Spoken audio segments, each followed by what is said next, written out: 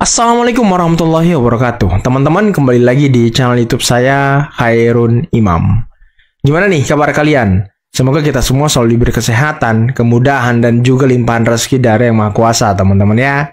Nah, di video kali ini kita akan melihat bagaimana penggugat ijazah palsu Pak Jokowi ternyata menjadi tersangka pemalsuan dokumen.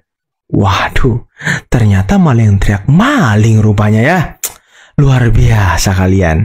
Nah, selain itu teman-teman, ada video di mana pengungkapan kasus demo dibayar, televisi, media dibayar, seminar-seminar kampus dibayar, dan juga benar kata Pak Prabowo ya ketika mengundang 7 Pemret kemarin. Apakah demo itu benar-benar demo? Ataukah demo dibayar? Wah, ternyata terungkap sekarang teman-teman. Dan demo itu dibayar untuk menutupi kasus korupsi. Nanti akan sama-sama kita lihat videonya ya. Nah, selain itu, ada video di mana Amin Rais lagi-lagi memuji Pak Jokowi. Wah, ada apa ini Amin Rais nih? Dan apakah Amin Rais menumbalkan Roy Suryo? Karena Roy Suryo ternyata sudah tahu kalau dirinya akan jadi tersangka, akan dilaporkan. Wah, ternyata perpecahan itu nyata ya. Oke teman-teman, sebelum kita mulai videonya jangan lupa like, subscribe, dan share. Dan tanpa perlu berlama-lama lagi, mari kita mulai videonya berikut ini. Oleh karena itu, bersama pemerintah Indonesia, Bapak Presiden Prabowo Subianto memutuskan untuk mengutus beberapa tokoh untuk ikut menghadiri acara pemakaman di Vatikan. Di antara tokoh-tokoh yang diutus oleh Bapak Presiden Prabowo mewakili bangsa dan negara Indonesia adalah yang pertama Presiden ke-7 Bapak Joko Widodo, kemudian yang kedua Wakil Menteri Keuangan Bapak Tommy Ciwandono, kemudian yang ketiga Bapak Jonan, dan yang keempat Bapak Natalius Pigai. Bentar, sebelum kita lanjut ya. Nah, ini Pak Jokowi diutus oleh Presiden untuk menghadiri pemakaman Paus. Padahal teman-teman ya, yang katanya dekat dengan Paus itu kan Ibu Ketum ya kan? Dan di Februari lalu, Ibu Ketum juga sempat ketemu dengan Paus. Kok yang diutus Pak Jokowi? Apa tidak menimbulkan kecemburuan sosial? Tapi itulah teman-teman ya, Pak Jokowi selalu punya tempat yang istimewa di hati Pak Prabowo. Pengacara dari tim tipu game yang melaporkan Jokowi atas dugaan ijazah palsu, Zaidal Mustafa kini ditetapkan sebagai tersangka pemalsuan dokumen. Penetapan tersebut dikonfirmasi oleh Satreskrim Polres Sukoharjo pada Jumat 18 April 2025.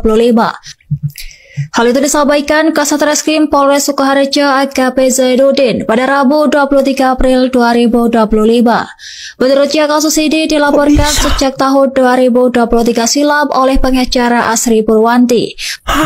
Berdasarkan penyidikan, Zaidal diduga memakai dokumen palsu untuk pindah kuliah dari Universitas Muhammadiyah Surakarta ke Universitas Surakarta. Bentar.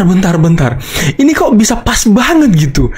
Dia melaporkan Pak Jokowi atas kasus ijazah palsu, tapi ternyata orang ini, pengacara ini, juga memalsukan dokumen kuliahnya. Loh, ada apa ini? Ia menggunakan surat pindah dan transkrip nilai dengan milik mahasiswa lain yang sudah drop out. Pihak Universitas Muhammadiyah Surakarta menegaskan Zaidal bukan lulusan Fakultas Hukum melainkan dari Sarjana Pendidikan. Lantas penyidik menjadwalkan pemeriksaan Zaidal pada Senin 28 April 2025 mendatang. Ia dijerat pasal 263 ayat 2 KUHP tentang pemalsuan dokumen.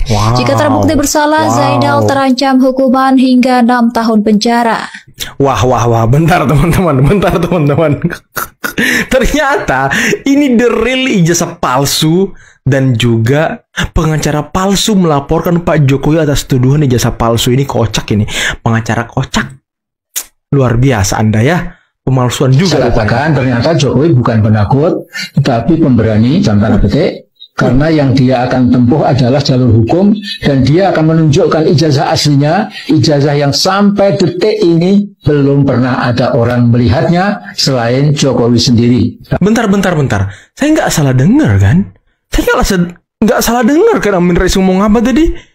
memuji Pak Jokowi, katanya Pak Jokowi pemberani. Hei, biasanya Anda memaki-maki Pak Jokowi, kok sekarang memuji? Hei, ada apa ini? Kalau memang ada.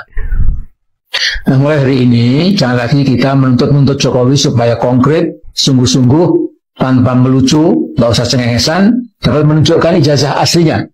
Nah, sekarang kita